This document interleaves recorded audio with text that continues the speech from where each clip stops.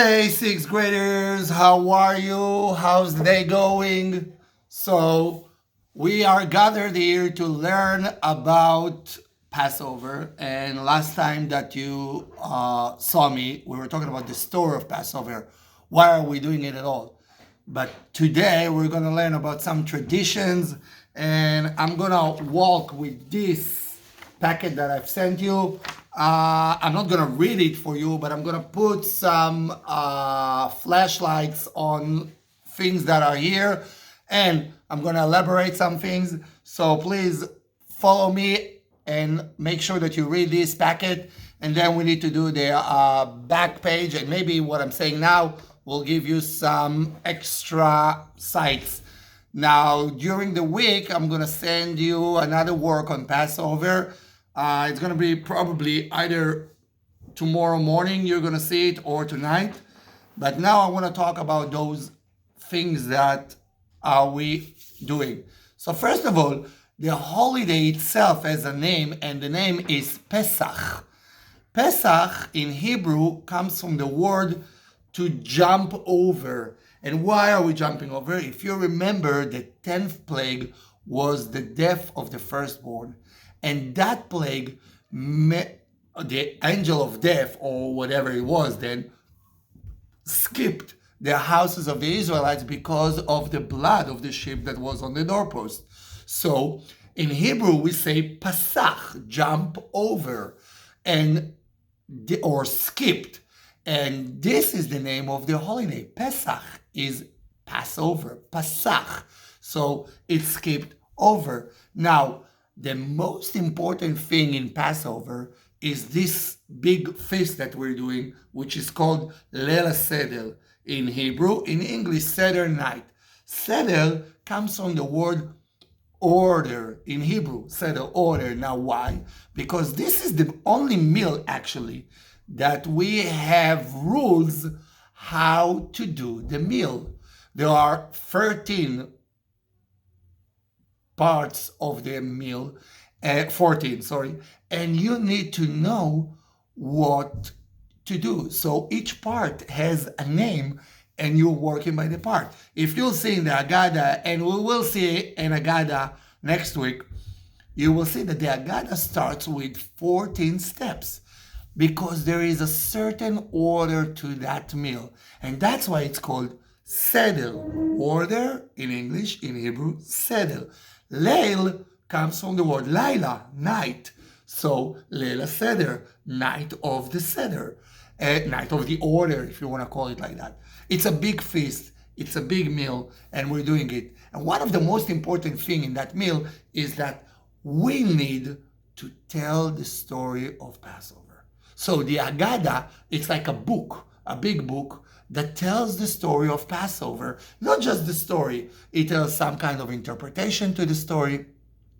It tells some kind of ways to read it. It has some kinds of songs. It has some kinds of explanations about the story. It is a book that you have to read on the Seder night. And when you read it on the Seder night, you pass it to your children. And your children one day will pass it to their children. And this is how we say the story from generation to generation. And this is the most important thing on the Seder night, to tell the story. So we will not forget that we were slaves in Egypt, and we came out of Egypt. And Moses took us out of Egypt. So we have to tell the story. This is one of the most important things in the Torah, in the Seder. Haggadah, the name of the book, is come from the word lehagid. Lehagid means in Hebrew to say, to tell. So Haggadah, the book itself, is called telling. Tell the story of Passover. Pass it to your children, and they will pass it to their children. For you are not to forget that you were a slave in the land of Egypt. Now, you remember how I told you the Israelites went out in a hurry. Because they went out in a hurry, they didn't let time for the bread to rise. You know, like when you make a bread in your house. And because it didn't rise from the heat of the desert, it was like stiff and like cracker. And in order to remember that, till today, we are obligated on Passover to eat this cracker thing, which we call matzah bread. Now, matzah bread is because the bread wasn't leavened. Now, in the Jewish tradition, all week of Passover, you can't eat leavened food. So that means a lot of things, like no pasta, no pizza, no donuts, no cookies, unless they are made with matzah bread. By the way, today, nowadays, in Israel, and actually in the United States as well, you can find almost everything made out of matzah bread. Really, really, almost everything is made out of matzah bread. But you can't eat like donuts from Dunkin' Donuts because they are not kosher. You can't eat like challah bread because it's not kosher. So you make special things. Even you make like buns from matzah bread. My wife makes them. I love it. It's amazing. So the question is, what do you eat and how do you eat it? But you cannot eat leavened bread. It comes to the point that it says in the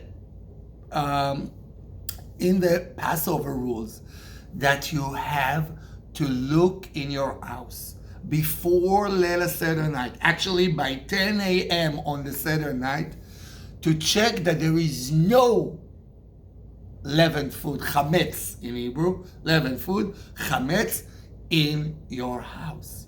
You are to walk one of the traditions of Passover, which is now more of, in the old days it was really, but nowadays it's more of a symbolizing thing.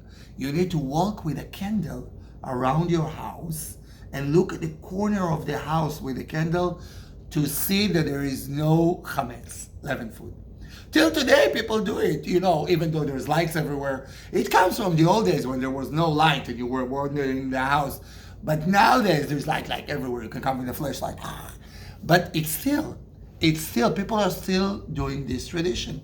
Another tradition that is very known for Passover is that you need to take the whatever leavened food that was left in your house, and by 10 a.m. in the morning, you need to go outside and burn it in a fireplace. And then you say the blessing of Passover, and you're actually letting Passover get into your house.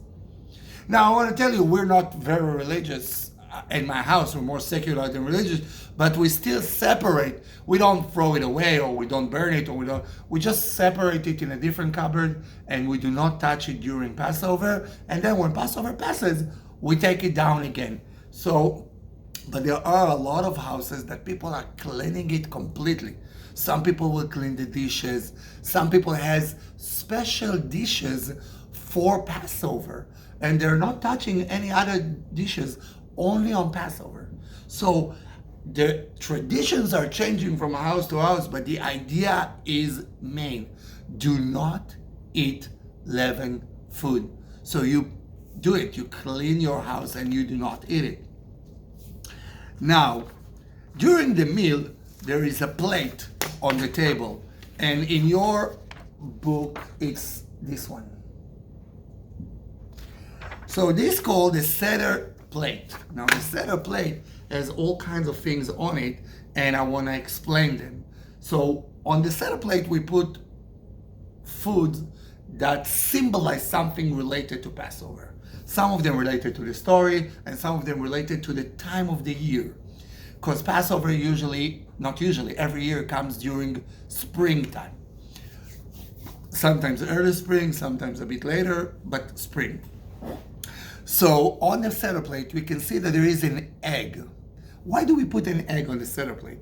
Because the egg represents new life, which is coming right now in Passover. You can see the birds building a nest. You can see the animal. Most animal in nature brings life or puppies or whatever it is during the springtime. So it's renew. a time of renewal. The trees are growing new leaves. It's a time of renewal. So the egg, it symbolizes life, renewal, because it starts from an egg. Okay? Another thing that is on that plate is the zoa of the chicken that we do. This zoa symbolizes that God took us from Egypt in a mighty hand and in a strong hand.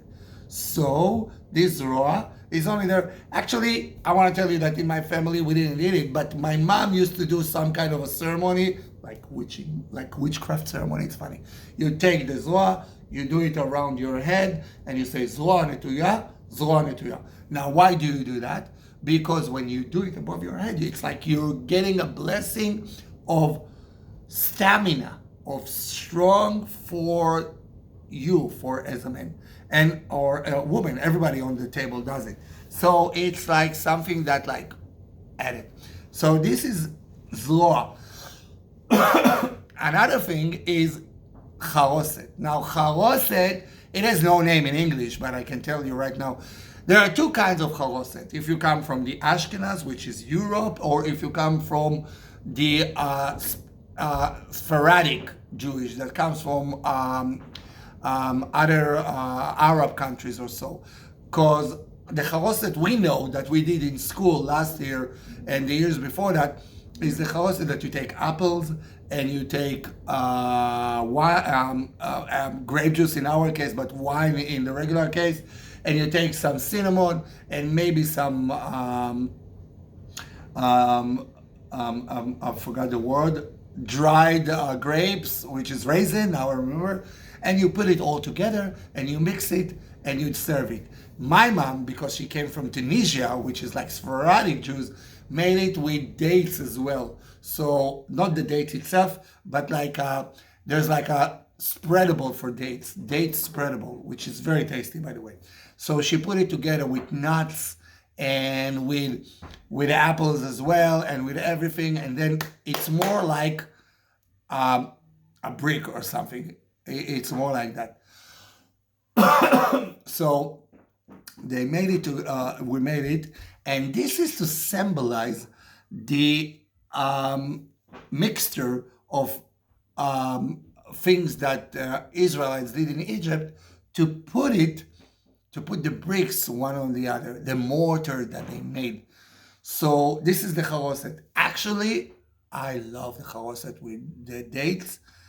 I'm not a big fan of the charoset of the Ashkenaz way, but you know, I'll eat it because like it's Mr. Sigler. It's everything. So, and then we have another thing on the plate. We have a bitter herb. The bitter herb can be horseradish. My mom used lettuce. I don't know why, but that's what we used. I don't like horseradish. I don't like spicy food whatsoever, and horseradish I don't like it at all. But this is the food that the Ashkenaz, the people from Europe, use. So this is to symbolize the hard time, maror. Maror in Hebrew, mar in Hebrew, and mara, you should know that, mar in Hebrew is bitter. So maror comes from the word mar, and how the life were bitter in the land of Egypt when they were slaves. So this plate is on the table.